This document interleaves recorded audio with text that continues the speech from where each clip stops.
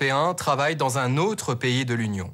Dernier cas de figure dans ce dossier sur la mobilité, lorsqu'on a décroché du système scolaire, qu'on ne possède aucun diplôme, est-ce qu'on peut tenter une deuxième chance à l'étranger? Pour cela, il y a le service volontaire européen. Il a été créé il y a 12 ans.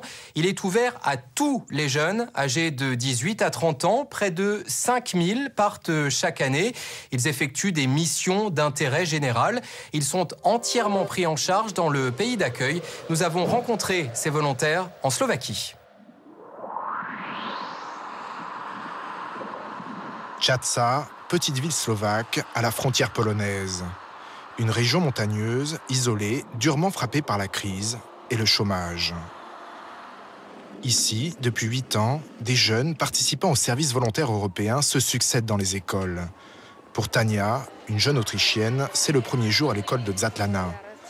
Pendant 1 an, elle animera des cours de langue avec des adolescents.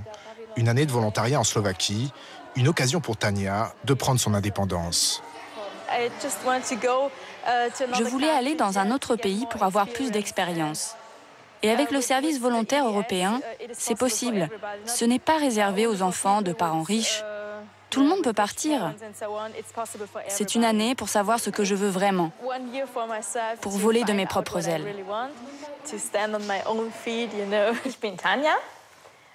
Mein Nachname ist Heidegger. Ich habe Heiliger gehört. Ah, okay. Nein, heilig bin ich noch nicht. Première rencontre avec les élèves. Bientôt, Tania animera seule les différentes classes. Pour ces adolescents, l'échange avec les volontaires européens apporte quelque chose de différent. À Čaca, on ne voit pas beaucoup d'étrangers, à part les volontaires. La rencontre avec eux, c'est bien, parce que nous apprenons les langues et nous en avons besoin. Parce que partout dans le monde, on parle l'anglais ou l'allemand. Avec les volontaires, les cours sont plus libres et nous apprenons aussi beaucoup de choses. À Čaca, c'est l'association Kerik qui accueille les 8 volontaires.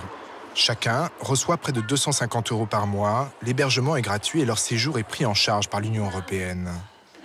Tania, Romuald, Mélissa, Alice viennent de France, d'Autriche ou d'Italie. Chaque semaine, les volontaires se retrouvent pour préparer les activités destinées aux jeunes de la ville. Cours de langue, ateliers de peinture, groupes de discussion. Je voudrais savoir si vous êtes satisfait des activités dont vous êtes chargé, ce que vous n'aimez pas ou bien ce qu'il faudrait changer. S'il vous plaît, partagez avec nous votre expérience de cette première semaine.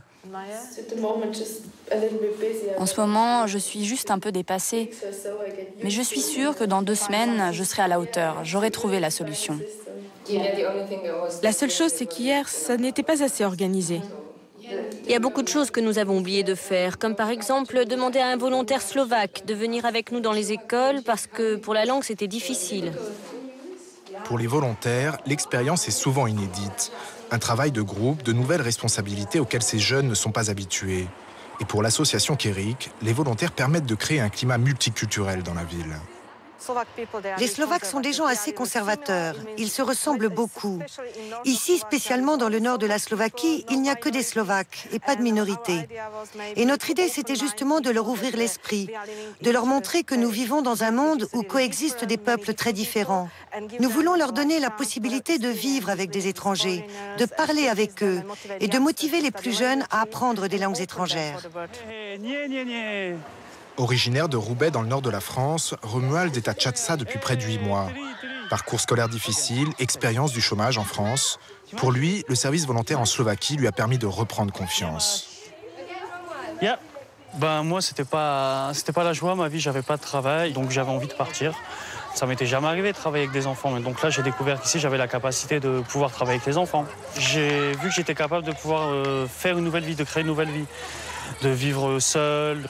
Donc je vais essayer d'exploiter ça aussi en France, de travailler dans une organisation, de peut-être passer le BAFA, je sais pas. Mais je veux continuer dans cette voie, ça me plaît énormément.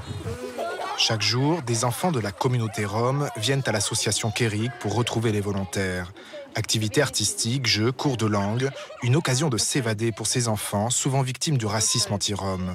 Et pour les volontaires, le sentiment de se sentir utile.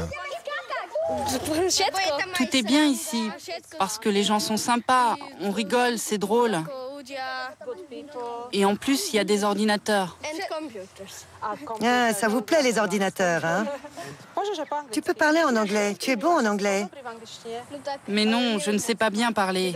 Mais si, tu es bon, je te connais, tu es intelligent.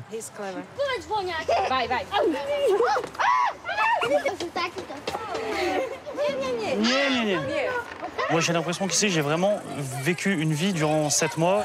J'ai connu l'amitié, la joie, la colère, la tristesse, l'étonnement. J'ai découvert plein de choses ici. J'ai vu Cracovie, j'ai visité Bratislava, je vais encore voyager. Et ça aussi, ça m'a donné l'envie de continuer à voyager. J'ai découvert que j'avais la capacité et que le monde est grand, mais en même temps, le monde est petit, donc je peux bouger dans le monde et le découvrir. Le service volontaire européen, une occasion de découvrir l'Europe, de se remettre en question, d'imaginer sa vie autrement. Mais ce programme européen reste encore assez méconnu. Chaque année, ils ne sont que 4300 jeunes à partir en Europe. Pour les volontaires de Tchatsa, l'expérience slovaque est aussi un apprentissage de la vie en communauté. Ce soir-là, nous les retrouvons dans l'appartement qu'ils partagent. Tania fête ses 20 ans.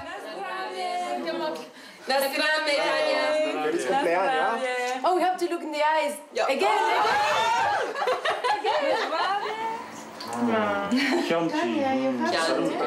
Aujourd'hui, nous étions en train de nous dire qu'après cette expérience, nous allions sûrement tous être plus tolérants qu'avant.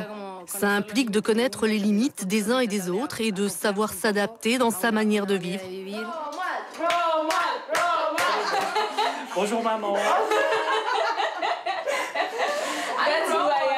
Il m'a fallu du temps pour être intégré, il m'a fallu du temps pour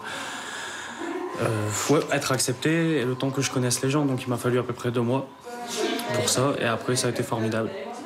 C'est de la fraternité, je dirais même. Ça va me rendre triste, forcément. Quitter une vie, quitter cet endroit, forcément ça va me rendre triste, ouais. Mais ici, les volontaires ne viennent pas uniquement d'Europe. Désormais, le service volontaire est ouvert aux jeunes d'Afrique ou d'Amérique latine. Daniel est brésilien, issu d'un milieu modeste. Il a pu venir à Tchatsa grâce à l'association Kerik.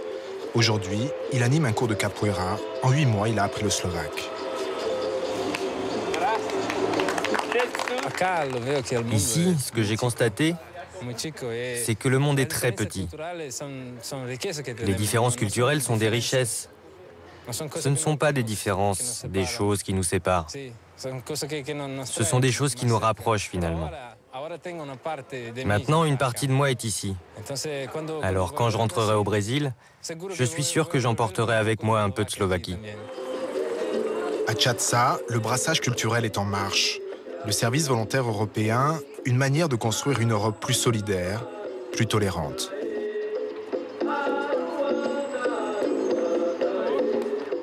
Et cette semaine, je vous encourage tout particulièrement à aller voir notre site arte.tv, rubrique Zoom Europa. Vous trouverez tout